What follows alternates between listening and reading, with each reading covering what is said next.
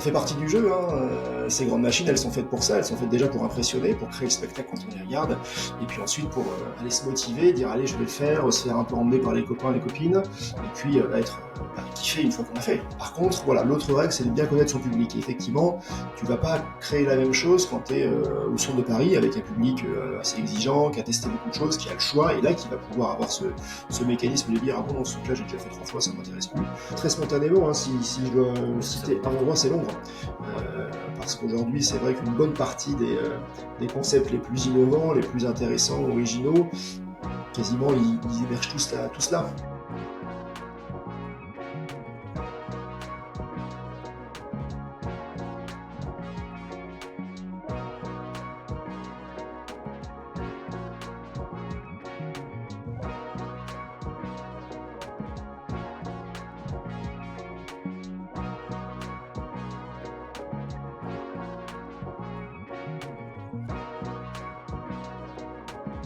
Bonjour à tous et bienvenue dans ce 18e épisode de Comment faire kiffer les gens. Aujourd'hui, j'accueille Vincent Philippe. Je suis très content de l'avoir parce que c'est un profil un peu différent des personnes que j'ai eues avant.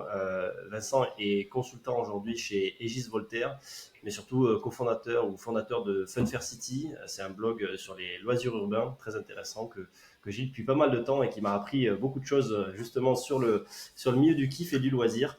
Et donc Vincent a plein d'insights, connaît plein de monde dans ce milieu et surtout un passionné de ce dernier. Et donc aujourd'hui, on va discuter un petit peu de tout ça, de comment il en est arrivé là, comment il s'est inséré dans le milieu du loisir.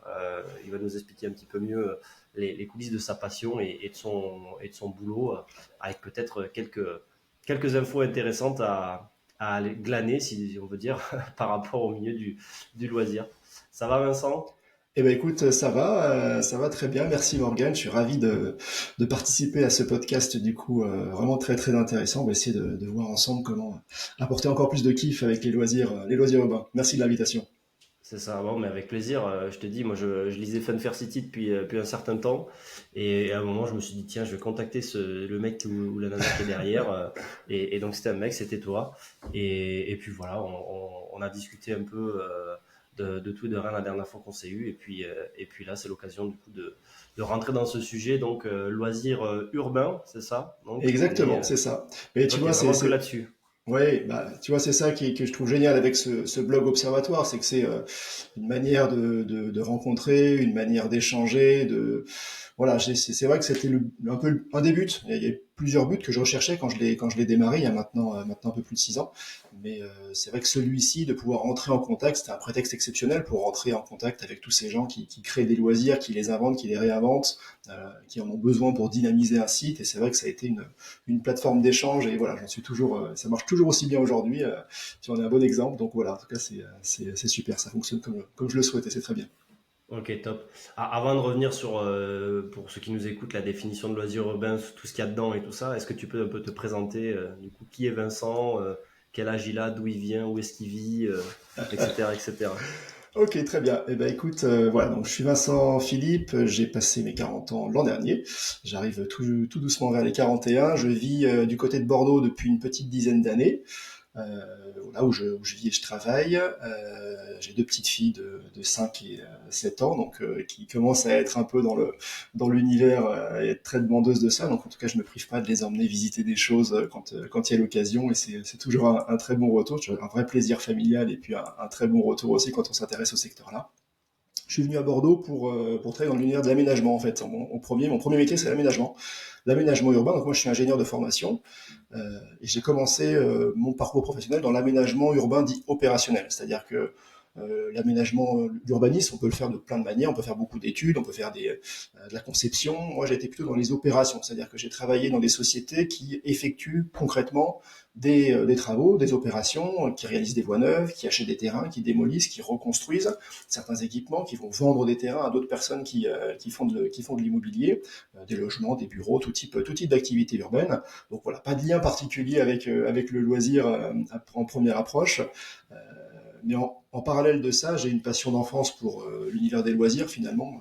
Je suis un enfant des années 80. Je suis né un 12 avril, vous voyez, c'est bientôt, et c'était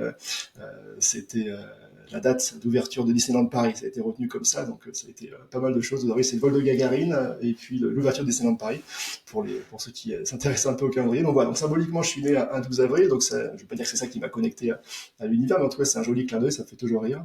Et voilà, donc j'ai grandi avec ça, parc Astérix, ouverture en 89, Futuroscope 87, donc j'ai un peu baigné en grandissant dans cet univers visuel, dans la sensation, l'émotion Parc des premières d'attractions, visites. Exactement, parc Ouais. d'attractions, fête foraine aussi, j'ai toujours été fasciné à aller me promener là-dedans, regarder ces machines qui tournent, et c'est vrai que voilà, ça a toujours eu beaucoup une grande fascination en tout cas pour ça, déjà à regarder, puis à faire ensuite. Au début j'étais un peu peureux, puis progressivement c'est venu, mais ça a d'abord commencé par le fait de les regarder, vraiment les regarder avant de les faire finalement.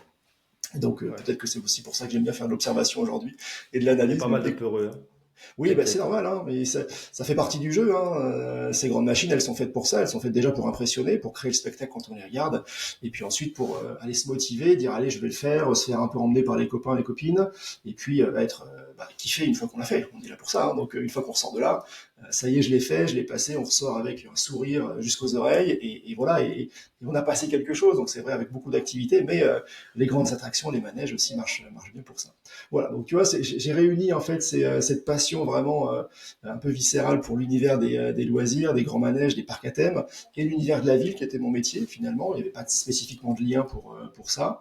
Donc j'ai voulu voilà rapprocher un petit peu ces deux univers-là parce que dans l'univers de la ville, je voyais qu'il se passait des choses. Mon métier me montrait qu'on commençait à avoir des nouvelles fonctions, des nouveaux programmes, un peu plus loisirs, escape games, salle de trampoline, salle d'escalade qui commençait à être vraiment de plus en plus fréquente. Là, tu Et parles puis, 2010, quoi. Début des années 2010, quoi. alors, un petit peu 2010-2015, plus tard. Moi, 16. j'ai commencé Un petit peu vraiment plus tard. l'observation. Alors, il s'est passé des choses, effectivement.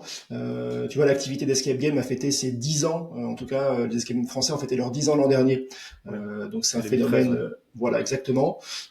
Moi, j'ai commencé à m'y intéresser vraiment. Alors, j'avais toujours un œil sur l'actualité, entre guillemets, des parcs, plutôt des parcs, mais les loisirs urbains, je me suis vraiment intéressé à partir de 2017. C'est vraiment là que j'ai commencé à faire les premiers rapprochements, à faire une veille un petit peu plus ciblée, puis à commencer à le mettre en forme et à la publier avec le blog que j'ai créé, que j'ai ouvert du coup en décembre 2017, avec un nom que j'ai trouvé assez rapidement. Et voilà, pour essayer de commencer à structurer ça, je savais pas du tout où ça me mènerait, tu vois, quand j'ai ouvert un petit peu ces pages-là, je dis bon, il se passe des choses, je vais regarder, je vais analyser, je vais écrire dessus, et puis on verra bien, hein, on verra bien où ça me mène, et voilà, ça m'a amené en face de toi aujourd'hui, donc c'est une très bonne chose. Moi, c'est pareil, au final, avec le podcast, ça mène avec plein de rencontres Et et c'est oui, ça qui est cool pour raconter des histoires et essayer, pour ceux qui écoutent ou lisent, d'apporter des infos intéressantes en fonction de ce que chacun vient chercher, quoi. Et c'est ça et oui, c'est qui est sûr. galvanisant aussi, ouais. On a tous un parcours particulier vis-à-vis des loisirs. C'est vrai que ça a aussi ça comme intérêt, comme univers, c'est que les loisirs, tout le monde les connaît à titre personnel. On a tous essayé des choses, on en a entendu parler d'autres, on a testé, on a un avis, on connaît certaines pépites et pas d'autres. Donc on a tous un a priori un peu personnel avec les loisirs.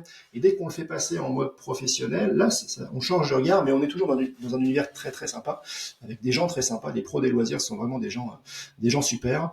Et du coup, avec tous des parcours particuliers, parce qu'on rentre pas forcément de manière très naturelle dans une activité de loisir. On est sur, je veux dire qu'on est sur une niche ou sur une activité marginale, mais bon, par rapport à d'autres activités économiques, c'est un petit peu à part. Donc, on a tous une manière un petit peu différente d'y rentrer, et c'est toujours intéressant d'échanger sur les parcours des uns et des autres. Qu'est-ce qui les a amenés finalement à être dans ce monde aujourd'hui. C'est toujours assez passionnant. Et toi, tu fais le grand saut. Enfin, j'aimerais revenir après sur aussi ta vision du loisir, son évolution, pourquoi il y en a de plus en plus et tout ça, parce que je pense qu'aussi tu as une parole intéressante là-dessus. Toi, tu as fait le grand saut, du coup, donc décembre 2017, tu lances Funfair City, donc le blog. Ensuite, tu continues à bosser en aménagement, c'est ça? C'est ça. Et c'est que il y a 2 ans, c'est ça, quelque chose comme ça, que tu vas chez Aegis Voltaire, du coup, pour t'occuper de la partie consulting, loisirs urbains, c'est ça? Et exactement, exactement. Donc c'est vrai qu'effectivement, voilà, je crée le blog au début sans trop savoir où ça me mène. Pendant un an, je commence à constituer un peu de veille, un peu de contact qui commence à venir de l'univers de la ville, de l'univers de l'immobilier, de l'univers des loisirs, qui s'est aussi beaucoup intéressé au travail que je faisais. Initialement, je voulais écrire pour le monde de la ville essentiellement, en me disant le monde du loisir doit avoir ses veilles, ses infos, ses Ouais. réseaux pour se tenir Il a informé. toute Donc sa place en ville. voilà, moi je vais surtout travailler en fait avec les gens que je connais. Je vais leur expliquer un petit peu ce qui se passe. Et puis finalement, ça a intéressé autant les uns que les autres. Donc c'est encore mieux puisque c'était vraiment ce positionnement un petit peu entre les deux univers qui m'a beaucoup plu. Donc ça, je l'ai fait pendant un an et demi. Rapidement, j'ai eu des partenaires intéressants comme le MAPIC, le salon du MAPIC, qui se tient tous les ans à Cannes autour de l'immobilier commercial. Et l'immobilier commercial fait partie de ce secteur d'activité qui s'est assez tôt intéressé aux loisirs pour diversifier et renouveler l'attractivité des grands pôles commerciaux face au commerce en ligne, face à d'autres phénomènes comme ça. Donc assez rapidement, ils m'ont donné des gages de sérieux, des gages de qualité, ils m'ont invité, ils m'ont permis de faire des conférences, d'animer des groupes de travail autour de ça. Et donc je les remercierai toujours pour m'avoir fait confiance, en tout cas pour ça. Et ça m'a fait rencontrer beaucoup de monde aussi. Donc je les remercie en tout cas aujourd'hui. J'ai toujours plaisir à travailler avec eux à chaque édition. Et ça m'a permis du coup progressivement d'avoir un réseau de plus en plus important, de rédiger, d'écrire toujours un petit peu plus. J'ai réduit mon temps de travail, je suis passé à temps partiel pour pouvoir avoir plus de temps sur le blog, pour commencer à écrire un petit peu plus, pour faire plus de recherches et pour commencer à travailler. J'ai commencé à faire des missions de consulting, soit en freelance, soit en sous-traitance de différentes sociétés, dont Voltaire, effectivement, qui a aussi rapidement eu connaissance de ce que je faisais, puis qui m'a contacté pour commencer à travailler un petit peu ensemble, mais en prestataire au démarrage. Donc j'avais déjà un premier contact avec Voltaire qui s'appelait encore Horvat à l'époque où j'ai commencé à travailler avec eux. Et puis voilà, donc j'ai réduit mon temps de travail, j'ai commencé à me structurer en micro-entreprise pour avoir ce petit complément. Mon employeur d'origine m'a permis de le faire du coup et de travailler sur ces deux sujets. Donc c'était intéressant. J'ai essayé d'apporter cette vision aussi, vu que je travaille dans le monde de la ville en aménagement. Donc on a essayé de voir ce que je pouvais faire aussi pour ça. Et on a travaillé ensemble un appel à projet à Bordeaux qui s'est tenu en 2018, je crois, qui s'appelait Nova, un appel à manifestation d'intérêt, pardon. Qui visait à créer plusieurs sites de loisirs et de culture sur Bordeaux. Et donc j'ai pu contribuer à trouver le nom et à analyser ensuite les différents projets. Donc ça, je l'ai fait un petit peu sur les deux tableaux, à la fois en aménageur et puis en spécialiste loisirs urbains. Et puis ensuite est arrivé un peu le moment du choix. Bon, qu'est-ce que je fais? Ça fonctionne plutôt bien, il y a un vrai intérêt. J'ai possibilité quand même de faire un peu plus, mais je manque de temps parce que je travaille aussi à côté. Donc une journée et demie par semaine, plus certaines soirées, c'est pas évident à conjuguer. Bon, qu'est-ce que je fais? Et je commence à me mettre dans tête de me lancer complètement, d'y aller vraiment, de devenir consultant indépendant. Et à peu près à ce moment-là, c'est un peu un hasard du calendrier, l'équipe de Voltaire, donc notamment Thierry Coltier que je salue à l'occasion, je sais qu'il écoutera, me propose du coup de rejoindre leur équipe pour voilà l'équipe.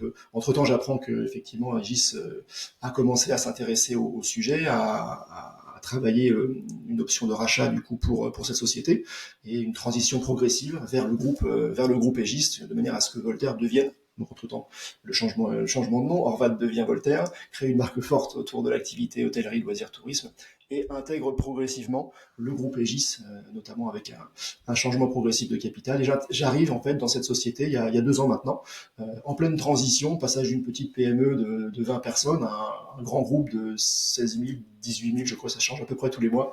Voilà, donc j'intègre cette société-là. Et voilà, donc progressivement ça se fait, et voilà, depuis 2 ans maintenant, je suis consultant plein temps, spécialisé sur les loisirs. Alors du coup, maintenant, je regarde plus de choses, je suis plus spécialisé uniquement sur les loisirs urbains, j'en analyse et je travaille encore beaucoup dessus, mais je vais travailler aussi sur des bases de loisirs, sur des grands resorts hôteliers, thématiques, avec une composante loisirs. Je vais travailler sur des sites un peu plus culturels, voilà, donc j'ai élargi un petit peu mon spectre, mais voilà, il y a toujours des occasions de travailler sur des sites de loisirs urbains, et j'ai toujours un grand plaisir. Très cool. Merci pour cette explication. Moi, j'ai deux questions pour ceux qui nous écoutent aussi. Est-ce que tu peux nous dire très rapidement ce que fait Voltaire, du coup, Aegis? C'est une société de conseil, si je dis pas de bêtises, mais tu le présenteras sûrement bien mieux que moi. Et deux, du coup, à quoi ressemble un peu ton quotidien? Dans le podcast, on a eu des humoristes, des gens qui sont d'escape game, qui sont des créateurs purs, des hommes des femmes de scène Absolument. Et de pure créativité, disons. Toi, tu es plus dans le backstage, l'analyse, Exactement, le oui. conseil, etc. Voilà. Ces deux questions-là sur ce que fait Voltaire Régis et toi-même au quotidien. Ok.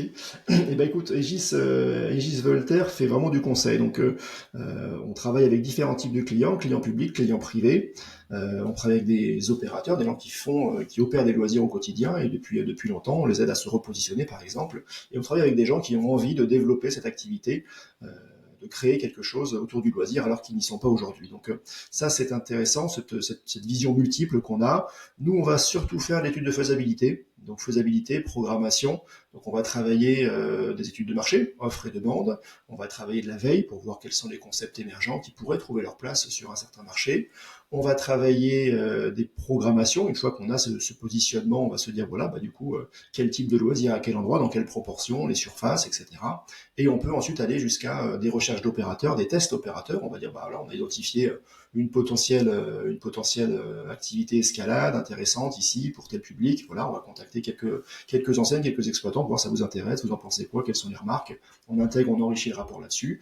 Et on peut aller après jusqu'à une recherche d'investisseurs pour financer le projet. Voilà, ça peut faire partie effectivement des missions qu'on a. Donc ça, c'est quand même le gros des missions, de faire des faisabilités qui vont aller jusqu'à la faisabilité économique. On va étudier, faire des simulations de fréquentation, de recettes moyennes, de business plan, de rentabilité locative si on travaille avec un bailleur par exemple. Voilà. Donc on travaille vraiment toute cette faisabilité technique, programmatique, économique. On a plusieurs strates d'analyse, hein, vraiment le volet produit-marché, le volet spatialisation, comment on l'organise dans l'espace pour que ça fonctionne, et puis ensuite le volet économique, modélisation pour voir un peu quels sont les grands équilibres, les grandes valorisations, les grands volumes qu'on peut trouver autour de ça. Voilà. Donc ça, c'est vraiment le cœur d'activité de Voltaire. On a pas mal d'autres variantes d'activité. On fait ce qu'on appelle des due diligence. Ça, c'est intéressant comme mission Mhm. aussi. C'est des missions assez courtes. On va rentrer vraiment dans un sujet très précis en peu de temps, pour étudier, dans le cadre d'un rachat, par exemple, une société qui veut en racheter une autre dans l'activité du loisir. Elle va faire appel à d'agents économiques comme des avocats, des comptables, différents types d'experts. Et puis nous, sur une thématique loisir, on peut intervenir avec eux pour se dire, voilà, tel actif est intéressant, à telle perspective, on confirme telles hypothèses. Et donc ça, c'est des missions qui sont intéressantes aussi. On en a fait 3 déjà depuis que je suis arrivé. C'est vrai que c'est des missions très très très très enrichissantes. On apprend vraiment à chacune des missions. Ça, c'est vraiment très bien. Et puis ensuite, on a d'autres types de missions. On peut aller un petit peu plus loin sur de l'assistance à maîtrise d'ouvrage, d'accompagner les clients sur la durée. Voilà, ils ont un projet, on a étudié avec eux les conditions de faisabilité, et puis ensuite, on va essayer de travailler avec eux à plusieurs étapes sur le long terme pour structurer l'équipe, euh, pour commencer à organiser les différentes étapes du projet, le calendrier, le planning, le financement, préparer l'ouverture. Voilà, on peut avoir des missions comme ça qui prennent plus de temps. C'est une autre organisation, mais on vise à les développer. Effectivement, c'est toujours intéressant aussi de s'impliquer encore un petit peu plus avec les gens qui font les loisirs.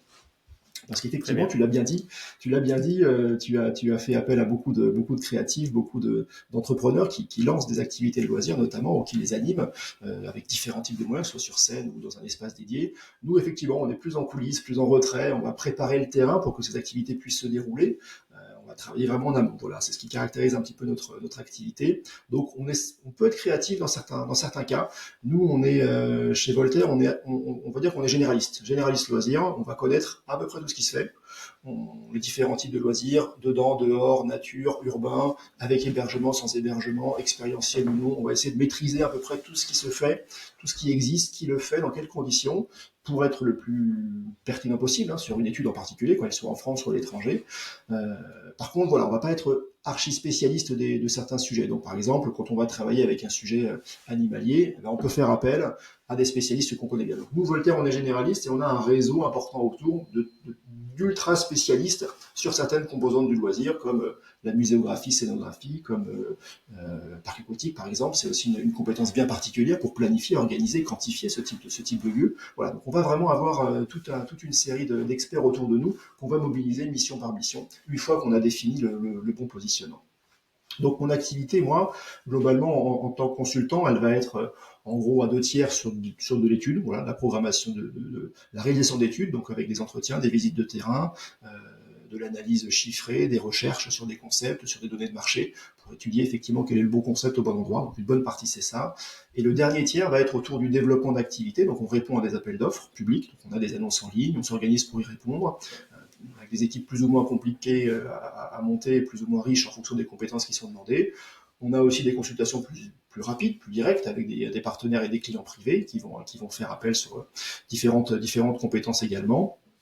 Et puis on a tout le volet développement commercial général, donc on va se rendre dans des salons à la fois pour trouver des nouveaux clients et puis aussi pour entretenir un réseau de partenaires qui peut nous apporter des affaires ou qui peut travailler avec nous sur des affaires quand on cherche des partenaires spécialistes. Et puis on travaille aussi un petit peu de communication. Voilà, on avait lancé, on a un petit peu mis pause en ce moment, mais on va les relancer. Des webinaires, une série de webinaires spécialisés loisirs. On en a organisé une vingtaine avec Voltaire du coup depuis septembre 2021. Donc on a très envie de relancer ça parce que ça fait voilà, ça entretient un réseau, parce que ça mobilise, ça montre qu'il se passe toujours quelque chose. Et donc voilà, c'est une activité qui nous tient à cœur. On a envie de redémarrer. Voilà, donc tu vois à peu près comment se fait la journée en fonction des Bien opportunités. complet, quoi. Des études, du démarchage pour travailler, pour faire connaître ce qu'on fait. C'est bien d'être expert, c'est bien d'avoir des missions qui sont intéressantes, mais c'est important de le faire savoir finalement, de montrer ce qu'on est capable de faire, toute la variété des opérations qu'on étudie. Et puis après, on répond, on fait des offres, des propositions pour travailler sur des cas un petit peu distincts. Ok. Voilà à peu près comment ça s'organise, plus tout le volet un peu management d'équipe. On a des comptes à rendre à notre maison mère, donc on a du reporting régulier. Voilà, ça fait partie aussi du jeu. On structure Yes. l'équipe, on organise les recrutements. Voilà, donc on a vraiment toute cette organisation. Donc c'est des journées bien remplies, comme tu peux l'imaginer. Ouais. Plus le blog à côté qui continue, c'est ce que j'ai vu. Oui, voilà, exactement. Effectivement, tu as raison de le rappeler. Moi, j'essaie toujours de garder ça, même depuis que je suis rentré chez Voltaire. On pourrait se dire, bah c'est bon, je suis rentré dans cet univers, j'ai plus besoin de ça. Mais non, au contraire, j'en ai vraiment besoin. Ça m'aide à structurer cette veille, de me tenir vraiment au courant de tout ce qui se fait. Et puis, c'est une manière vraiment de rencontrer beaucoup de personnes, comme je le disais initialement, et toujours autant sur les portraits que j'essaye de relancer aussi. Sur la veille, j'ai toujours des réactions, on me dit voilà, ça c'est bien, j'ai trouvé ça grâce à toi, ou des mises en relation que je peux faire occasionnellement. Donc ça, non, ça j'arrêterai jamais, j'ai vraiment pas du tout envie d'arrêter, j'en ai besoin pour déjà pour moi, c'est aussi l'histoire qui m'a ramené un peu dans cet univers aujourd'hui, donc je l'entretiens. Pas aussi souvent que j'aimerais, mais je l'entretiens un minimum. Et puis voilà, c'est un outil de travail fait vraiment extrêmement performant. Cool. Moi, j'ai une question, c'est quand tu bosses avec des clients, donc là, si on rentre un peu dans le détail, donc des clients dans le loisir, par exemple, des entrepreneurs ou des structures déjà établies qui veulent s'insérer dans une nouvelle ville, par exemple, dans un nouveau lieu, etc. C'est quoi votre temps de mission à peu près? Combien de temps vous bossez avec eux? Qu'est-ce que tu vois généralement pour ceux qui nous écoutent et qui connaissent pas ou peut-être assez peu le milieu du loisir en Hmm. termes de temps de déploiement d'un concept?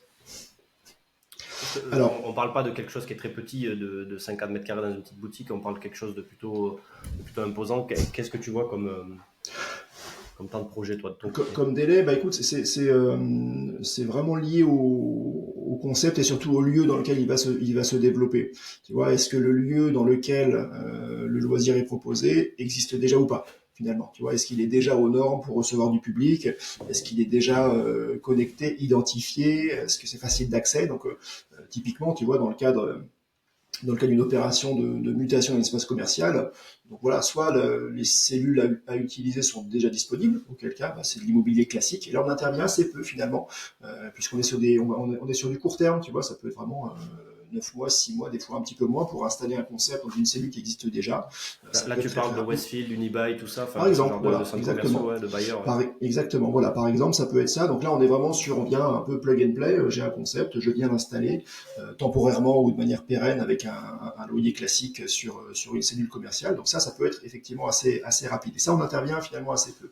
Par contre, dès que tu vas avoir une transformation plus en profondeur, qui va avoir besoin d'études architecturales, qui va avoir besoin de déposer un permis de construire, de faire une opération de travaux, là, on peut aller sur une année ou plus, en fonction de l'importance des travaux. Donc, tu pointes vraiment une difficulté, une caractéristique de ce secteur, parce que tout change très vite, tout évolue vite, et nous, on conseille souvent des acteurs qui travaillent sur des projets de long terme. Des projets urbains sont extrêmement longs, des projets immobiliers sont longs, le temps d'étudier, de chiffrer, de Ouais. constituer Bah, les équipes, surtout d'autoriser. aujourd'hui, surtout Surtout aujourd'hui, aujourd'hui. avec la crise de l'immobilier, là, pour ceux qui écoutent le podcast, on enregistre début avril 2024, avec bah, tout ce qui s'est passé depuis 2 ans avec guerre en Ukraine et autres, donc hausse des matières premières, inflation, etc., etc. De ce que j'ai bien compris, les foncières et les promoteurs attendent aussi aujourd'hui d'avoir, je parle pour des espaces commerciaux ou tertiaires en tout cas à vendre et à mettre à disposition pour des concepts, ils attendent d'avoir quasiment tout vendu et ça peut décaler des projets, notamment dans le loisir, en termes de date d'ouverture, quoi. Et il y a tout c'est une donnée complémentaire, on va dire, dans ce milieu-là, qui est difficile à anticiper pour certains. Absolument, tout à fait. C'est vrai que ça vient s'ajouter à une complexité latente. Tu vois, même si économiquement l'univers de l'immobilier se portait mieux, il y aurait forcément toujours un volet administratif assez lourd, un volet d'autorisation très lourd. Aujourd'hui, tu vois, tu peux plus réaliser d'opérations, comme on dit, en greenfield sur des terrains qui sont complètement vierges d'urbanisation, hein. C'est l'exemple d'Europa City, Triangle de Gonesse, c'est des choses qu'on ne planifie même plus aujourd'hui parce qu'on et pourquoi pas, hein, je dis pas, je juge pas à ce niveau-là, mais je pense qu'effectivement ça va dans le bon sens d'être plus économe et de mieux travailler sur quel terrain on vient Mhm. s'installer. Mais c'est pas plus facile ou pas plus rapide. On a beaucoup de friches en France et en Europe qu'on peut retravailler avec du loisir. Il y a beaucoup d'exemples qui sont là. Donc c'est intéressant de le faire, mais c'est pas plus rapide parce que quand on travaille sur une friche, c'est beaucoup de complexité, c'est de la pollution qu'il faut traiter, c'est des études architecturales et techniques un petit peu plus poussées, c'est pas moins coûteux parce que il y a un travail à faire aussi pour l'accessibilité, pour la sécurité, pour le fait que ce soit cohérent et adapté à des activités contemporaines, alors que c'est des lieux préparés pour le travail, pour l'industrie, pour d'autres activités. Donc d'une certaine manière, c'est peut-être mieux de travailler comme ça. On est mieux localisé, on est moins périphérique, on a moins besoin de voiture pour s'y rendre, mais c'est long, c'est beaucoup d'autorisation, c'est beaucoup d'études, c'est beaucoup d'acteurs. Donc dans tous les cas, voilà, dès qu'on est sur du long terme, à l'échelle un petit peu urbaine ou à l'échelle du territoire, on est sur des projets longs. Et effectivement, quand on est sur des C'est quoi projets longs, C'est 2-3 ans? ça peut être plus, hein, ça peut être Ah beaucoup oui. plus. Hein. 2-3 ans, Là, c'est on vraiment quand parle de tu quel es. type de projet là? Enfin, par exemple, ce qui vient d'être fait à Bordeaux là, avec l'escalade et l'UCPA là, sur les silos là, typiquement, ce genre de Ça, c'est choses-là un ou... projet qui a démarré il y a 10 ans. Ouais, Ouais, 10 tu ans. vois. Voilà, c'est des choses qui sont très longues parce que on planifie un quartier neuf, on y programme des équipements. Une fois qu'on a des équipements, on va chercher qui va le faire, on va rencontrer des acteurs qui ont une potentialité. À l'époque, l'UCPA n'était pas encore trop sur ce secteur et puis ils ont développé ce projet un petit peu pour le tester ici, puis avec l'objectif de le développer potentiellement ailleurs. Donc dès qu'on est sur l'échelle urbaine, vraiment, on est vraiment sur de l'échelle d'une dizaine d'années. L'échelle immobilière peut être autour de 5 ans, quand on n'a pas encore de projet bien défini. Et Oui, là, oui, il c'est faut peut-être séparer les deux pour ceux qui nous écoutent. Donc l'échelle urbaine, pour toi, ça veut dire qu'il y a les collectivités locales qui sont impliquées, c'est ça? L'urbanisme, etc. exactement, on est sur un projet urbain, un aménagement neuf. On a un quartier à requalifier ou à créer. Là, on va avoir pas mal de procédures à suivre pour créer une opération d'aménagement, pour maîtriser les terrains, pour faire changer les règles d'urbanisme, hein, le plan local d'urbanisme qui permet ou pas certaines constructions. Ça, c'est des procédures assez longues avec des enquêtes publiques, avec des autorisations préfectorales. Donc, on a beaucoup de procédures, beaucoup d'études. On concerte également la population pour vérifier si effectivement le projet est adapté à certains besoins et puis qu'il prévoit bien aussi les besoins futurs. Voilà, donc ça, c'est plusieurs années d'études, de concertation, d'autorisation avant de pouvoir vraiment démarrer le moindre travaux. Et une fois que tu lances ces travaux, ben là, tu peux avoir encore du délai pour réaliser ces travaux. Un bâtiment, il faut compter 1 an et demi, 2 ans pour le construire. Hmm. Si tu fais un truc un peu complexe avec un pied d'immeuble et des logements au-dessus, un petit peu plus dense. Donc l'échelle urbaine pour créer un nouveau quartier, on va dire un nouveau morceau de ville, un nouveau quartier, il faut compter 10 ans.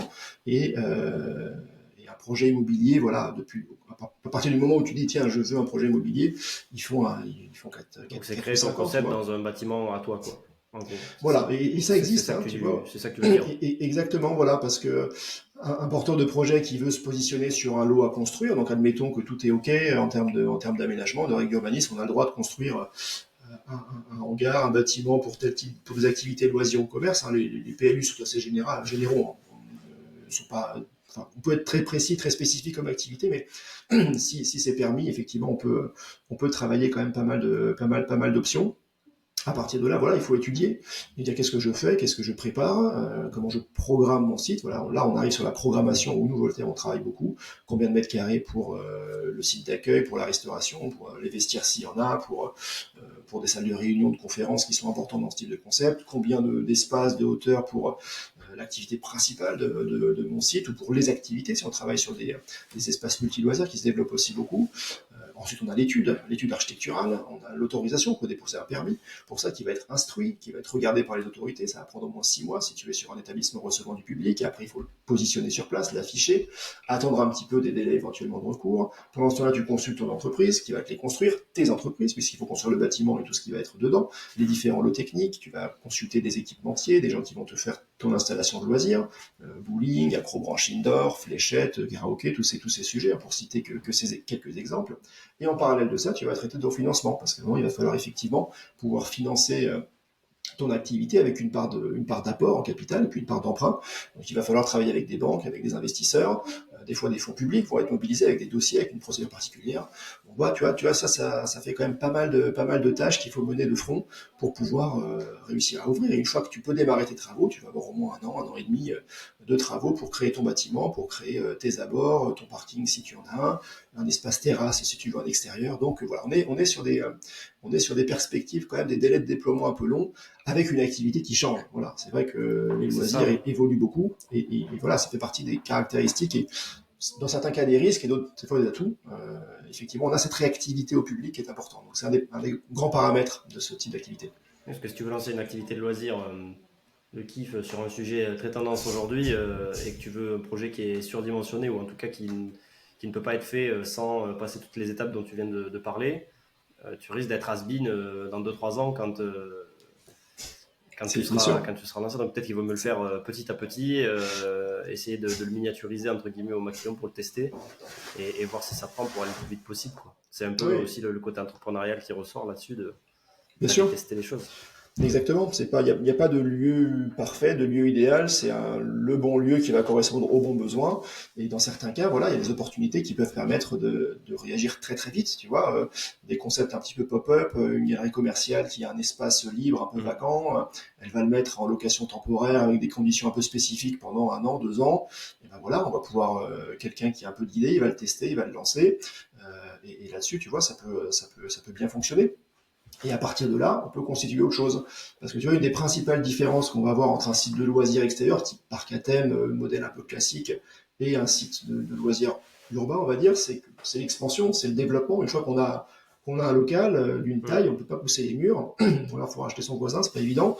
Un parc à thème, bon, il a des contraintes aussi d'espace, hein, mais il a plus de place, plus de souplesse pour se renouveler sur lui-même, pour s'étendre, pour travailler un petit peu autour. Il a plus de capacité pour ça. Un loisir urbain, qu'on qualifie des fois un petit peu de loisir en boîte, hein. J'ai entendu des fois cette expression-là. Une fois que tu as ton concept, il faut que tu payes ton loyer, tu payes le loyer pour toute la surface, hein. Tu dis pas à ton bailleur, bon non, j'occupe que la moitié, le temps de m'agrandir, donc je vous paye que la moitié. Ça, c'est quand même pas terrible. Donc tu dois assumer l'ensemble de tes charges par rapport à ça. Donc tu vas exploiter avec ton public l'ensemble du sujet. Et donc, tu vas occuper, donc tu vas pas te garder d'espace pour pouvoir t'agrandir plus tard. Donc, si tu veux t'agrandir ou développer autre chose, il va falloir peut-être trouver un autre lieu ou développer un concept qui peut se renouveler sur lui-même. Tu vois, si aujourd'hui on a autant de concepts multi-activités, donc des grands sites qui vont faire 3000, 4000 mètres carrés, parfois beaucoup plus. Si eux se développent autant, parce qu'on a vraiment ce développement très très spectaculaire de ces espaces multi-loisirs, on appelle ça aussi des FEC, Family Entertainment Center, c'est ça, c'est cette capacité à se renouveler. Tu vois, on va avoir 4 ou 5 activités de toutes les tailles. Si demain une des activités marche plus ou marche moins bien, on peut la renouveler pendant que les autres fonctionnent. Donc on a une certaine forme de souplesse qui permet quand même d'avoir un espace complètement exploité qui va pouvoir s'adapter à son époque et à ses attentes. Donc ça, je pense que c'est aussi une des grandes forces. Comme à la Villette avec Boom Boom qui vient d'ouvrir avec Seven Fingers, Exactement. etc. Enfin, il y a pas mal de choses. Absolument, c'est un bon exemple. Boom Boom Villette, Nikito World également du côté de l'Est parisien qui a ouvert également ce mois-ci, qui est très important. Ce sont 2 sites avec des très grandes surfaces. C'est Alfortville, non? C'est ça, je sais plus. Alors le premier Nikito est à Alfortville, a été monté comme un trampoline parc au Ninja, assez important. Et le deuxième site du même fondateur a ouvert dans le centre Domus, à Rosny-sous-Bois. Voilà, c'est ça, c'est exactement Rosny-sous-Bois. Donc c'est 2 concepts comparables, de multi-activités, très urbains, facile d'accès avec les transports, puisqu'on a le métro dans les 2 cas. Et voilà, avec une ambiance, un thème particulier, une grande qualité d'exécution. Donc ils illustrent bien ces nouvelles générations de multi-loisirs qui pourraient tout à fait changer. Aujourd'hui, ils ont ouvert avec peut-être des mini-golf, tu vois, les 2 ont des mini-golf. Bon, si dans 5 ans, le mini-golf fait plus marrer personne, le mini-golf indoor, on pourra trouver autre chose. tu vois, et pour autant le reste pourra fonctionner. Donc c'est des lieux qui, comme les parcs à thème, comme les grands sites de loisirs, fonctionnent aussi avec l'observation de son public. Une fois qu'on a un lieu, on apprend beaucoup sur les gens qui viennent le fréquenter, qui viennent vivre des choses. On commence à regarder, bah tiens, qui vient, quels sont les âges, familles, quels sont les comportements, qu'est-ce que les gens réservent, comment ils se est-ce qu'ils achètent sur place, est-ce qu'ils viennent boire un coup, voilà. On peut observer tout ça et adapter son concept. Donc ça, c'est intéressant. C'est cette capacité vraiment d'analyse aussi de sa fréquentation de son public pour mieux faire ses projets. Très très cool. Moi j'ai une question, là on arrive sur la deuxième partie du podcast, sur du coup tout ce que toi, c'est un peu plusieurs questions en une et tu pioches et enfin, on va se débrouiller avec ça. Très bien.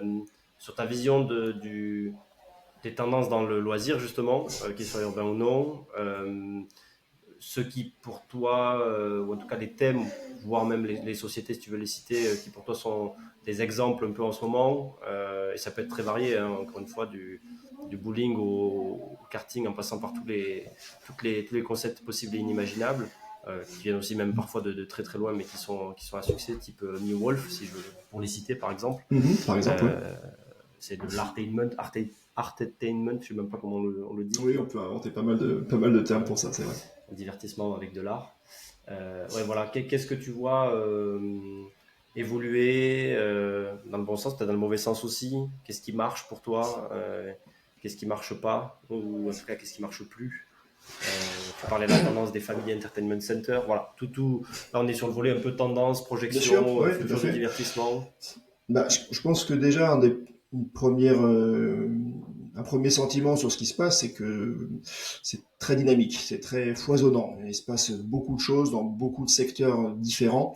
On va vers une certaine forme de structuration, tu vois, parce que on commence à voir des grands mouvements financiers, des grands fonds d'investissement qui s'intéressent au secteur. Donc, on commence à arriver à une certaine forme de structure. Mais sinon, j'ai envie de dire, la veille que je fais tous les mois, ça part un peu dans tous les sens, hein, sur tous les secteurs, qu'on soit dans l'univers du sport, dans l'univers de la culture, du pur divertissement, de l'immersif, du rôle des IP, des licences, tu vois, d'utilisation de certaines marques, de certains concepts déclinés en lieu de loisirs.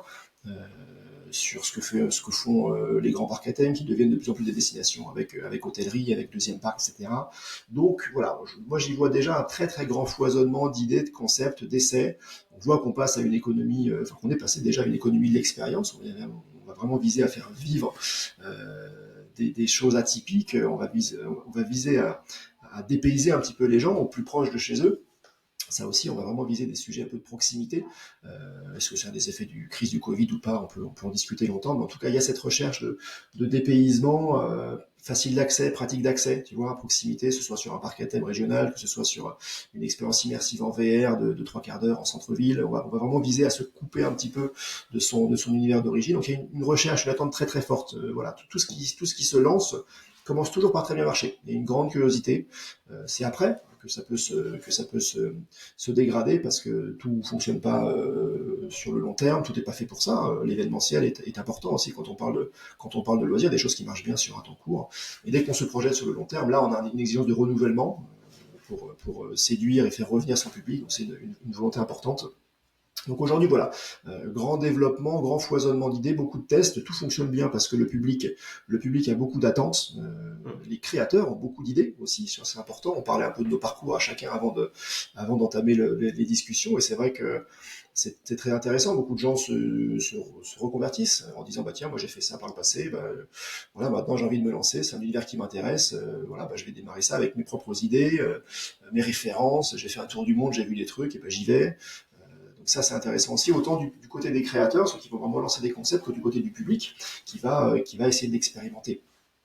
Et on touche à tous les secteurs. La restauration, tu vois, a fait aussi pas mal d'évolutions. Tu recevais il y a quelques temps Jade d'Ephéméra voilà, qui illustre bien ça, ce côté un peu hybride aussi. C'est un autre terme intéressant où on voit que le loisir, les expériences de loisir vont s'implanter un petit peu là où on les attendait pas. La restauration a besoin de se réinventer parce que maintenant on se fait livrer un peu tout ce qu'on veut à domicile. Donc il faut trouver une vraie raison de justifier une sortie, et donc on va faire vivre une soirée exceptionnelle plus qu'un dîner, on va dire, ou qu'un déjeuner.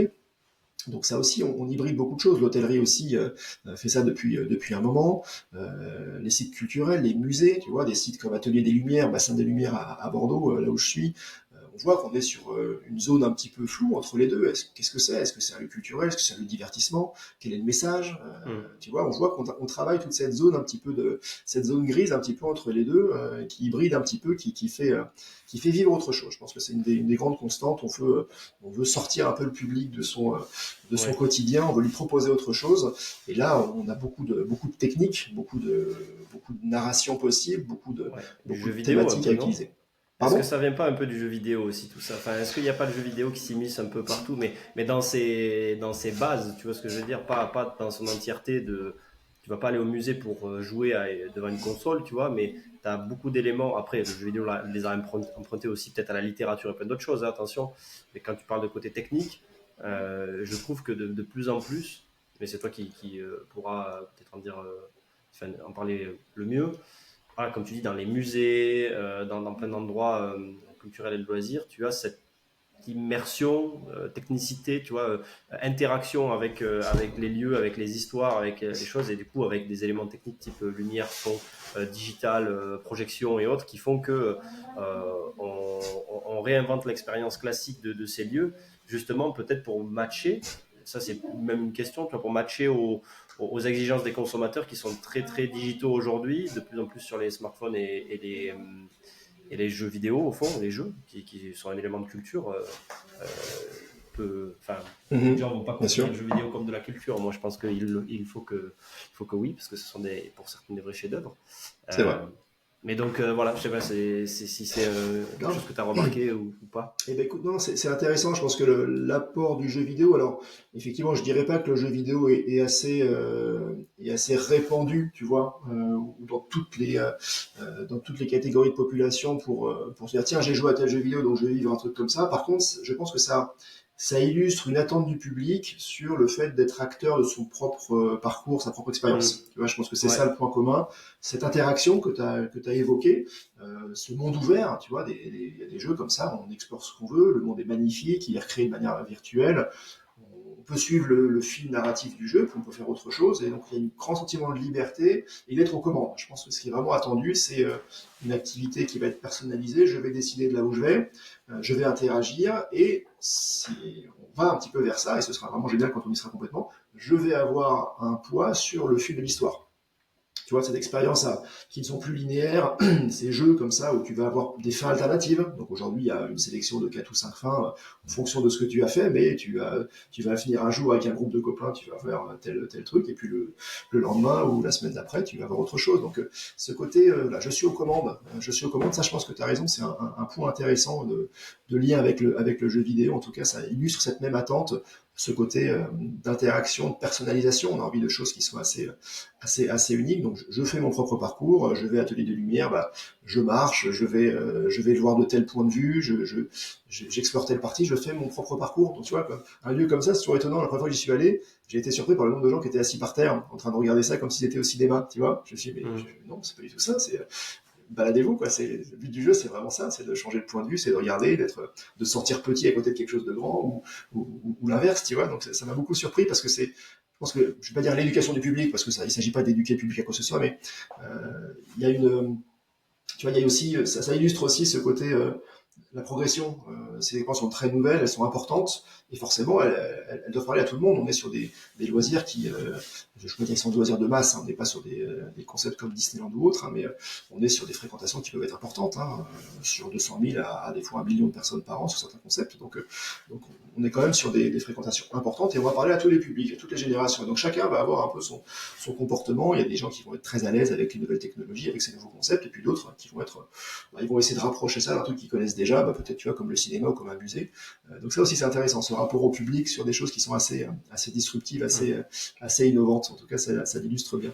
Mais voilà, je pense que ça c'est important de le souligner. Voilà, beaucoup d'expériences comme ça, le théâtre immersif, les grands jeux de rôle, les soirées à thème comme ça de jeux de rôle grandeur nature. On va mener son enquête, on va interagir, on va discuter avec les personnages, avec ou sans impact sur le film narratif. voilà, on va être, voilà, c'est pas, je suis pas un anonyme en train de regarder un film. Je suis moi et Acteur. je vais décider de mon propre parcours. Je vais être acteur, Bah, exactement. on sort Je du vais être acteur quotidien, de mon encore une expérience. fois. Moi, je trouve Exactement. que, C'est une tu manière vois, d'aller plus loin. il y a, pour être consommateur, j'adore le loisir et tout ça, mais je n'en consomme pas non plus toutes les semaines ou tous les jours en termes de concept, tu vois. Mais oui, c'est Euh, du temps et c'est un budget, hein, c'est pas évident. Bah oui, bien sûr, ouais. Mais du coup, justement, quand tu sélectionnes l'activité que tu as envie de faire, tu vois, que ce soit seul, en famille, avec tes potes ou autre, Oui. je trouve qu'il y a une sorte d'exigence par rapport à ça, du coup, qui s'est créée, de se dire que, bah tiens, il y a tellement des choses qui sont dingues en termes d'expérience, comme tu dis, expérience économie, moi c'est un peu pour ça aussi que je parle du podcast, enfin, j'aime bien parler de ça dans le Mhm. podcast, que, bah, il y a un effet où le moindre. Après, c'est peut-être moi qui suis exigeant là-dessus, mais je pense pas être le seul. Le moindre concept qui est un peu moyen, bah, je dirais pas qu'il n'a plus sa place, mais c'est difficile, tu vois, d'aller vers celui-ci quand tu as des choses incroyables qui se passent à côté, que ce soit des fléchettes augmentées, des trucs. Moi, je dis pas que ça c'est incroyable, c'est des exemples qui me viennent en tête, mais pour te Mhm. dire un peu que ça innove un peu dans tous les sens et ça amène du fun. Enfin, les créateurs, les entrepreneurs amènent du fun de plus en plus dans tous ces milieux-là, avec j'espère une expérience client soignée. Ce qui fait que dès que tu te retrouves entre les deux, soit t'es pas vraiment classique. Si on prend l'exemple des fléchettes, tu vois, t'es pas vintage fléchette, etc. dans l'expérience, un peu comme à l'époque, et t'es pas fléchette augmentée. Si t'es un peu au milieu et que tu te renouvelles pas, eh ben ça peut être dangereux pour toi dans les 3 à 5 années. C'est un peu dans le sens où tu disais où le milieu évolue vite, quoi. Et il y a toujours de nouvelles attentes et Bien sûr. des nouveautés dans l'immersion ou dans l'expérience client, quoi. Donc, Absolument. C'est je une me des suis peut-être un peu constantes. perdu dans mon fil, mais en gros, ce que je veux Non, non, dire non, par là, non, écoute, non, c'est c'est ça, hein, important de se effectivement. renouveler, quoi. Je pense que c'est important de se renouveler. Il faut être en veille. Hein, tu vois, des grands salons mondiaux, comme le salon du IAPA, qui est la référence en la matière, te montre tous les ans des fournisseurs qui viennent proposer des nouveautés. Donc, on voit, et pour tous les domaines d'activité, que ce soit les grands parcs, les parcs aquatiques ou les parcs, les espaces plutôt indoor. Donc ça montre un petit peu ce dynamisme aussi de l'innovation et des nouveaux concepts. Et on voit chaque année apparaître des nouvelles idées ou se structurer un petit peu mieux.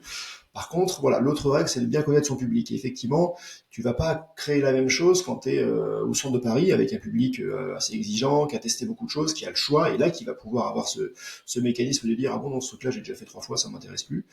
À l'inverse, quand tu travailles dans d'autres pays, qui ont moins cette avance-là, ou dans d'autres régions, d'autres villes de taille un petit peu différente, et ben là, tu peux être, entre Mm. guillemets, être plus classique, parce que le public doit être habitué à ça. Et ça, évidemment, ce sera très nouveau par rapport à ce qu'il connaît. Donc, tu vois, je pense qu'il faut mettre ça en rapport aussi. L'exigence de renouvellement, elle est partout.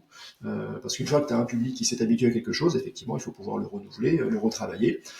Tu vois, aujourd'hui, des activités comme le quiz complètent beaucoup d'activités d'escape game. Donc, les escape Mm. games, c'est des choses qui peuvent évoluer. Tu vois, tu as un site qui a 3-4 salles, peut tout à fait en bloquer une, la refaire, pendant que les autres salles se refont, enfin, sont toujours en exploitation, de manière à trouver d'autres intrigues. Et on est sorti maintenant des clés, des cadenas. On est sur des choses qui sont beaucoup plus innovantes, beaucoup plus immersives. On a plus simplement le but du jeu de sortir de la salle. On a des choses complexes qui ont évolué aussi. Donc ça montre un peu ce côté évolutif et cette adaptation permanente. Mais voilà, on va aussi élargir parce que peut-être qu'on va mettre un petit bar à jeu, on va mettre aussi un quiz ou un karaoké pour Mm. diversifier, ça prend pas beaucoup de place. Donc là, tu vois, même dans ces concepts-là, on arrive aussi à cette idée de renouvellement. Mais sur la base d'un public qu'on connaît déjà. Ouais, ça c'est important au niveau du marketing, voilà, de s'adresser aux bonnes cibles, encore une fois. Deux Oui. questions, enfin pour reprendre un peu le fil. Quelles sont pour toi les places fortes un peu aujourd'hui de l'innovation dans le loisir? En tout cas, d'où est-ce que tu vois venir des concepts un petit peu fous, très innovants et autres? Et si tu peux en citer, que ce soit par le nom ou par le principe de ces concepts, qu'est-ce que tu vois arriver en force ou en tout cas des gros succès, voilà, comme on disait tout à l'heure. Ah, aujourd'hui, tu vois, je pense que euh, on recherche vraiment ce que je vois vraiment arriver, c'est vraiment de nouvelles générations de jeux conviviaux. Euh, tu vois, d'aller encore plus loin que les fléchettes, que le shuffleboard, des choses comme ça, des grands plateaux, tu vas lancer des palets pour faire du score. On va beaucoup numériser. Le rapport au numérique est important. Je fais une petite parenthèse là-dessus parce que tu l'as dit, on est très numérique, on est tous sur nos ordi, nos tablettes, etc., sur nos écrans. Et là, on peut avoir deux phénomènes par rapport à ça. Soit on est dedans et on continue parce qu'on a cette habitude et on va rechercher tout le potentiel que ça peut donner. Ou alors on va se dire non, c'est bon, je vais me balader, je fais un tour, je mets à l'esprit, je pose le téléphone et je fais autre chose avec mes mains, avec du monde avec mes mains, et donc je fais autre chose. En tout cas, je ne veux pas être sur mon écran. Et donc ça, c'est intéressant parce que du coup, il y a des concepts entre guillemets très low-tech qui se sont développés. Où je fais vraiment des choses très simples, physiques. Je vais réfléchir Tu avec parles mon des action cerveau. games, par exemple? Par exemple, exactement, tu vois, il y a des concepts très très simples où pendant une heure, bah, tu vas avoir des jeux d'adresse, d'habileté, de Ouais, Fort dextérité, Boyard, où tu quoi. n'as pas du tout besoin de, par exemple, Fort Boyard, Time Tripper, Gameside, des choses comme ça, sont très intéressantes pour permettre ça. Par contre, ça marchera d'autant mieux qu'il y a un peu de numérique caché derrière, tu vois, parce qu'il faut compter les points, parce qu'il faut ouvrir les portes, parce qu'il faut commander tout ça. Donc, dans certains cas, le numérique est au cœur du sujet, au cœur de l'activité, tu vois, la VR par exemple, la réalité augmentée, l'e-sport, là, on est vraiment sur des activités très numériques, très technologiques, et dans d'autres cas, on va être sur des activités qui vont être très physiques, très immédiates, très réel, on va dire, mais avec une bonne part de numérique derrière pour compter les points automatiquement en fléchette. Ça décuple les potentiels de jeu, tu vois, ce genre de choses. Donc le numérique a toujours sa place. Soit il est vraiment en façade, il fait partie du sujet, soit il est en backstage, on va dire, et il supporte le développement. Donc ça, c'est important. Ça rend possible beaucoup de choses. Le bowling, tu vois, a évolué. Aujourd'hui, il y a des concepts pour jouer au bowling où le but du jeu n'est pas simplement de faire des strikes et de marquer des points. Ça va être de le faire d'une certaine manière. Mm. Euh, Les règles du en jeu, temps, quoi, tu fais évoluer. les règles du jeu, voilà, tu peux renouveler un peu le jeu. Tu vois, les fléchettes connectées te permettent de pas juste faire je sais plus de combien de points tu démarres à la fin et puis il faut arriver à zéro, mais tu as d'autres modes de jeu, toujours sur un principe de jeu complet, point, mais ça renouvelle un petit peu le genre. Et puis après, tu as beaucoup de choses. Là, j'ai testé il y a pas longtemps Bomb Squad. Oui. Je vais tester ça à Paris, qui donne alors une bonne part, c'est une sorte de mini action game, mais donc avec pas mal d'épreuves qui font, je ne veux pas dire qu'ils sont basiques parce qu'elles sont très bien pensées, mais elles sont des petites salles, des jeux de mémoire d'association qui sont intéressantes. Et puis il y a la salle du plancher dynamique qui là pour le coup est vraiment exceptionnel. Tu vas avoir un seul dynamique avec des dalles de couleurs, et puis des jeux très simples, très intuitifs. Tu comprends tout de suite ce qu'il faut faire avec des codes couleurs, et donc tu dois sauter sur telle ou telle couleur en évitant telle autre, te réfugier sur telle ou telle autre. Et ça, tu vois, c'est ce genre de choses très Mm. dynamiques qui peut avoir, qui C'est peut le jeu avoir un très vidéo très bon qu'on effet. disait, tu vois. Exactement, Même, voilà, même tu es dedans. le bowling que tu disais, au final, je trouve que c'est un peu c'est le Wii Sports, quoi. Tu sais, à l'époque, tu jouais au bowling avec la Wii, avec Oui, plein de ben modes, voilà, ouais, tout à etc., un fait. peu différents. Et aujourd'hui, maintenant, tu le fais dans la vie réelle, entre guillemets, avec ce côté Et oui, c'est gamifié, tu vois, ça, de la chose. exactement. Et Et tu vois, dans le jeu vidéo, tu penses au réseau des salles EVA, eSport Virtual Arena, qui s'est vraiment largement développé maintenant, d'avoir plus d'une vingtaine de salles en France, sur un seul et même jeu, avec ce principe de multijoueur eSport, une arène de jeu très grande, 500 mètres, plusieurs joueurs en player versus player, et là tu joues le jeu vidéo, donc tu as ton sac à dos, tu as ton accessoire à la main, et puis bah, tu cours, tu te baisses, tu actionnes des modes particuliers, et ça c'est exceptionnel, tu vois, le concept ado aussi, un jeu où tu vas jouer à la balle au prisonnier avec des effets en plus, avec un bouclier, avec une boule de feu, voilà, donc tu vas augmenter beaucoup de ah, choses je avec connais pas ça. ça. Regarde un petit peu, c'est Comment tu dis Ado, ado? H-A-D-O. Ouais, H-A-D-O? H-A-D-O. Ouais, tu vois, ça vient du Japon, ça vient du truc de Street Fighter, la Hadoken, je crois, Ouais. le cri qu'il fait quand il lance sa boule de feu. Et donc voilà, ils ont développé une application comme ça, et tu peux voilà décupler les possibilités, ça c'est très très fort. C'est intéressant, Après, là. Oui, vas-y, pardon, oui, je te laisse finir et après on viendra de d'où viennent les innovations, hein. oui, voilà, parce Parce que que tu c'est parles vrai du qu'il y a, Japon, il y tout a- il y a ça. beaucoup de choses. C'est difficile de se dire voilà qu'est-ce qui arrive parce que il y a beaucoup de choses qui sont très inspirantes, très intéressantes, mais qui sont pas facilement imaginables ou pas dans les mêmes proportions. Tu vois, beaucoup de gens intéressés par l'univers des loisirs sont inspirés par ce qu'elles ont pu voir à Londres avec Secret Cinema, par exemple. Tu vois, Secret Cinema, c'est une expérience événementielle assez exceptionnelle, très grande échelle, sur le thème d'un film. Donc, on est du côté des licences aussi, va te proposer une soirée à thème, beaucoup de décors, beaucoup d'accessoires, une intrigue, un vrai jeu de rôle que tu peux faire avec beaucoup de monde, beaucoup d'acteurs, des happenings autour du film. Voilà, un univers thématique très très poussé. Bon bah ça, tu vois, ça marche avec un modèle anglais. Il y a une équipe française qui a essayé de l'implanter en France avec l'expérience Terminator. Voilà, qui n'a pas perduré, tu vois. Donc on voit aussi la difficulté. Moi, j'ai pas mal discuté avec eux. Ils ont fait beaucoup d'essais, beaucoup de tests pour pouvoir le faire fonctionner. Bon, voilà, tu vois, le modèle était peut-être pas le bon. Voilà. Donc, il y a beaucoup de choses comme ça qui peuvent être inspirantes. Est-ce que ça arrivera pour autant? C'est pas évident. Mais à côté de ça, tu vois, tu as des concepts qui ont inspiré beaucoup de créateurs comme Beowulf, hein, que tu citais, ces univers surréalistes, oniriques que tu vas découvrir comme ça en parcourant ça librement, en cherchant les passages secrets, en changeant de point de vue, en écoutant un petit peu les récits. Ça, c'est très inspirant, exceptionnel. Tu te dis, bah, ça arrivera jamais, c'est compliqué. Puis bon, bah, Et eux, ils ont on pris a, des années, quoi. ils ont Aussi pris, voilà, 10 ans, quoi. avec leur modèle, et puis là, tu vois, tu commences à en voir en Europe, du côté de Bristol, tu vois, c'est déjà un petit peu plus facile pour. Alors, c'est pas New Wolf qui le fait, hein, c'est un autre concept qui a ouvert maintenant il y a 2 ans. Donc ça commence à arriver, peut-être qu'on verra se développer un peu autrement. Et puis voilà, en France, il y a des créateurs qui ont commencé petit. Tu vois, c'est Mission Enigma qui va bientôt démarrer à Lyon, qui a démarré dans un petit espace commercial à Nice. Pareil, l'opportunité d'avoir une cellule vacante. Ben, je crée une expérience avec des effets spéciaux, avec des acteurs, avec une intrigue bien racontée.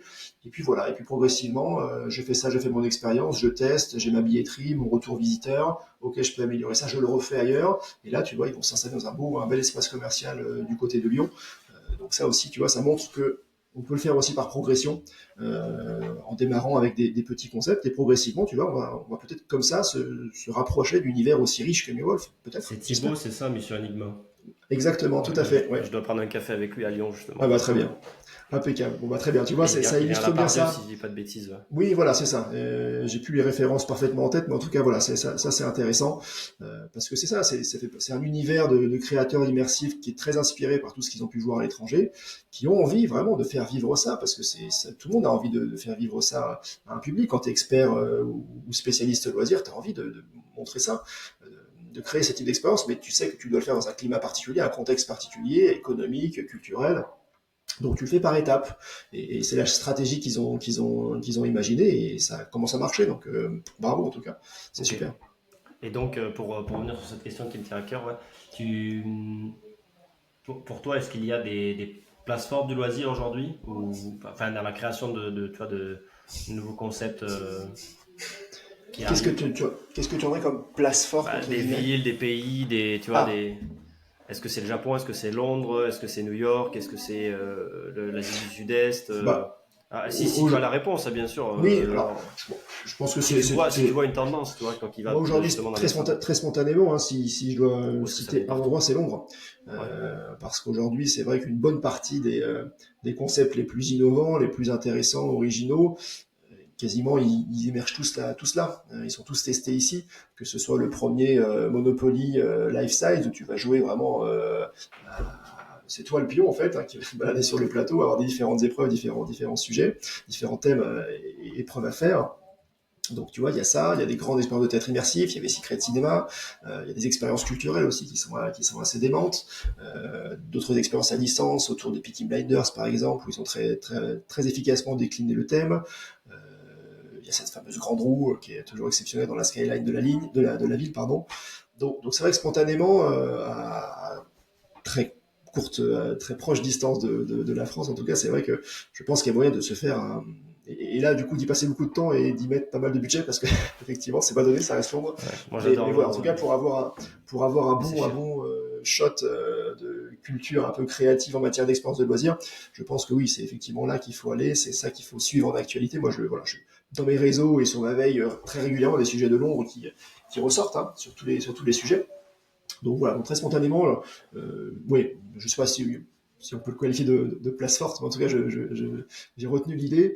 Mais voilà, en termes de ville un peu, ville témoin, ville pionnière en la matière, on peut dire ça. Euh, Londres est assez exceptionnel ouais, dans tout ce qu'ils peuvent créer, ouais, tout à fait. Ok. Ouais, même dans les shows, Oui, exactement. Alors, je suis moins expert en musical et compagnie, mais Ouais, c'est vrai que moi non pour les plus. amateurs, oui, c'est toujours assez spectaculaire et toujours un très haut niveau de qualité. Ouais. Ok, cool. On arrive sur la fin. Moi, j'aurais aimé savoir, un peu, c'est une question que je pose à tout le monde, comment tu t'inspires, comment tu progresses, toi, par rapport à tout ça. Bon, c'est un peu facile avec toute ta veille que tu fais, j'imagine, mais peut-être qu'on peut aller dans le détail de ça. Comment Bah, tu veilles, tu vois, comment tu progresses, comment tu t'inspires dans tous ces milieux par rapport à ton métier, ta vie perso. Bah écoute, ça s'est fait très progressivement finalement parce que la veille, bah, tu démarres avec une idée. Bah, au début, tiens, je vais commencer Twitter, et puis tiens, après LinkedIn est un bon outil, et puis tiens, t'as quelques mailings spécialisés, quelques journaux un peu B2B en langue anglaise, Tu très peux les carré, citer très pour ceux pointu. qui nous Oui, écoutent? bien Ouais. sûr. Tu vois, typiquement un magazine comme Blue Loop, Mhm. Blue Loop, magazine anglais, qui est un peu la référence en la matière sur tout ce qui est grand musée, grand parc à thème, Entertainment, aquatique, leisure, zoologique. culture. Exactement. Un autre magazine qui s'appelle Euro Amusement Park, un magazine franco-allemand du coup non pardon, qui est écrit en deux langues, anglais et allemand pardon, qui est aussi une très très bonne source. Pas mal d'autres. Alors il y en a qui ont disparu entre temps, mais c'est vrai que voilà, les deux principaux médias vont être ceux-ci. Après, tu as pas mal de professionnels qui publient eux-mêmes des informations. Les fournisseurs, c'est toujours intéressant de suivre l'actu des fournisseurs, fabricants de bowling, fabricants de loisirs indoor pour enfants, parce que voilà, ils inventent des nouveaux concepts. Eux, c'est souvent à eux qu'on pose les premières questions. Un opérateur loisir qui a déjà un site exploité, il va demander à son fournisseur un peu attitré, bah tiens, j'ai observé ça, j'aimerais faire ça, qu'est-ce que tu as en magasin? Donc eux sont souvent aussi à la pointe de l'innovation par rapport à ces retours qui leur sont faits. Donc c'est intéressant de suivre les fabricants également. Donc ça, je le fais pas mal. Mais après, tout se fait finalement, c'est la richesse des algorithmes. On critique beaucoup, effectivement, parce que mal utiliser un algorithme de réseau social, c'est catastrophique, parce qu'il t'enferme dans un sujet, parce Mhm. il te met que des opinions pareilles au tien, donc on voit les ravages que ça peut faire. Mais utiliser avec un angle professionnel, je m'intéresse à tel sujet, là c'est puissant, parce que du coup, cette recommandation par affinité, bah, une fois que tu as commencé à regarder un sujet autour d'escalade, parce que tu t'intéresses à ça parmi tant d'autres, tu arrives à l'équilibrer, bah, tu as beaucoup d'idées qui te viennent de ça. Donc c'est voilà, c'est cette richesse qui s'est fait un petit peu progressivement. Après, la difficulté, c'est plutôt le traitement, le tri. Tu vois, aujourd'hui, c'est plutôt à ça que tu vas être confronté, que je suis confronté. J'ai beaucoup d'infos. Tous les mois, je traite pas mal d'informations quand je fais un petit peu mon récap. Dans l'idée, parce que une fois que j'ai mon récap, tu vois, il y a cette idée de Mhm. bon, j'ai mon actu. À la fois, je veux en parler, je veux en faire un papier à publier pour illustrer ce qui se passe. Et puis, il faut qu'elle me serve à moi, dans mon métier, à comprendre ce qui se passe déjà, et puis à retenir les bons exemples qui pourront demain utiliser, appuyer une étude ou conseiller un client ou un partenaire. Donc aujourd'hui, la difficulté va plutôt être celle-ci. Comment traiter, comment canaliser, organiser au mieux cette information-là. C'est pas évident parce que tout s'est fait un petit peu sur le tas. Donc j'ai essayé des choses, des outils Excel, des outils bases de données. Donc, et puis, il y a beaucoup aussi d'innovation et d'aide qui arrivent régulièrement pour traiter un peu ces informations-là. Donc aujourd'hui, c'est plus ça. Comme j'ai pas structuré d'outils avant de me lancer, tu vois, j'ai d'abord constitué mes veilles avant de savoir comment je pouvais imaginer la traiter. Le besoin que j'avais au début, c'était purement éditorial. Il fallait que je puisse publier quelque chose. Mais j'ai pas imaginé pouvoir travailler en consulting avec. Donc je l'ai structuré d'une certaine manière qui se trouve moins adaptée à ce que je fais maintenant. Donc c'est plutôt ça, tu vois, aujourd'hui. Le besoin, c'est de pouvoir correctement traiter, organiser cette information pour mieux l'utiliser en fonction des différents besoins, que ce soit sur de l'éditorial blog, de la conférence ou de l'animation de réseau, sur une étude, sur une offre. Voilà, donc dans certains cas, c'est pas mal d'avoir ce tri-là. Donc mon sujet d'amélioration, c'est plutôt ça, c'est d'optimiser un peu le temps à y passer et d'être plus efficace sur ce traitement, sur cette manière de canaliser, d'utiliser l'information. Ok, très bien. Dernière petite question avant le dernier mot. Il y a beaucoup de derniers là. Top 3 ça c'est plus personnel, top 3 des expériences, lieux de loisirs, etc. que tu as fait, peut-être récemment ou pas d'ailleurs, qui t'ont marqué. Oula, c'est pas facile ça. Ah, je te laisse deux C'est minutes.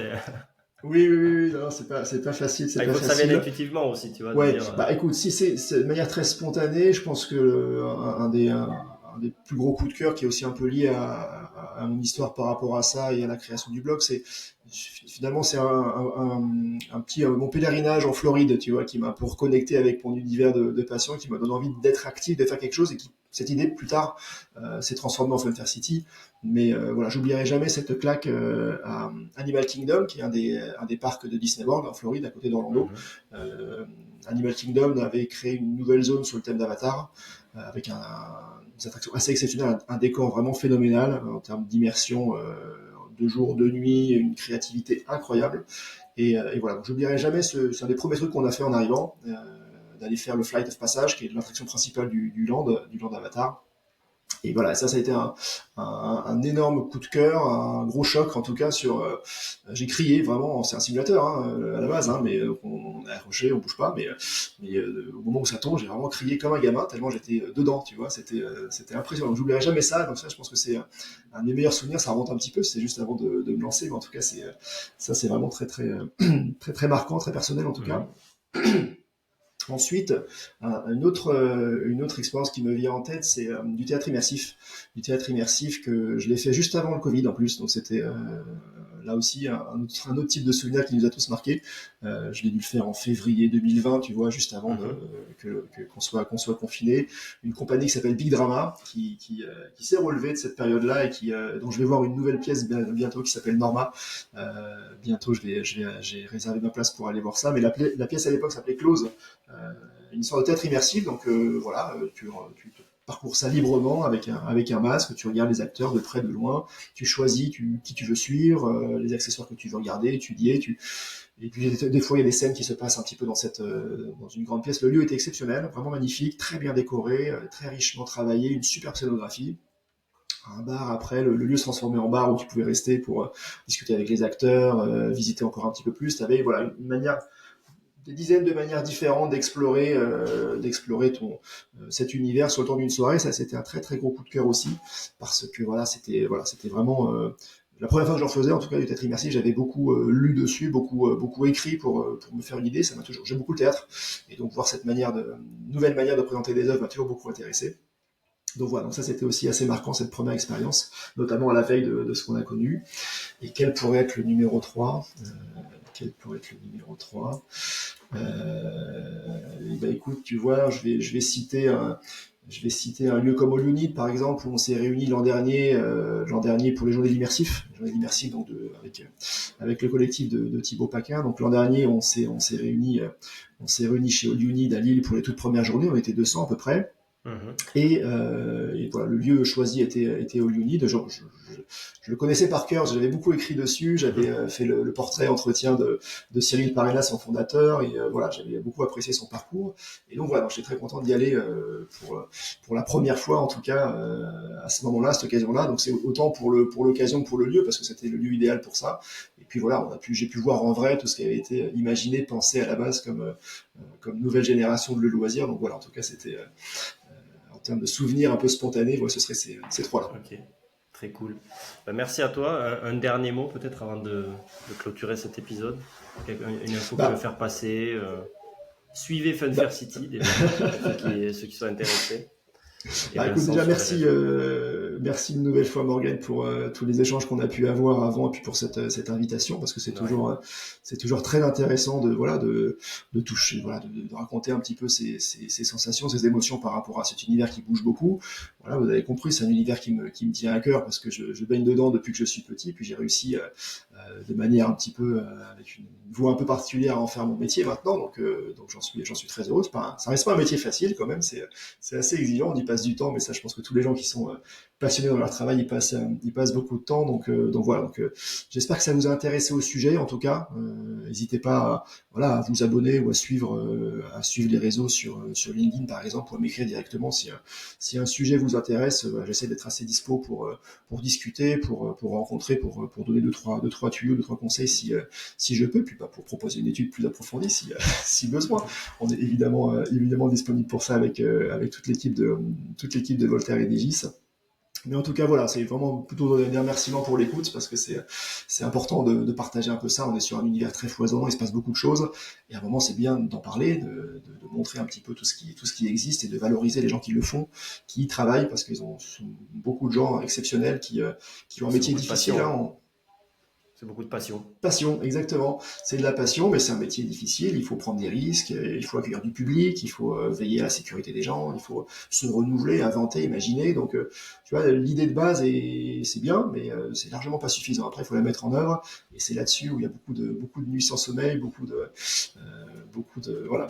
complexité administrative, réglementaire. Voilà, je pense que c'est très compliqué, mais une grande satisfaction une fois qu'on l'a monté. Donc voilà, je dédie un peu ça à tous les créateurs d'expériences loisirs qui s'impliquent vraiment pour rendre ça possible. Voilà, donc un grand merci à eux.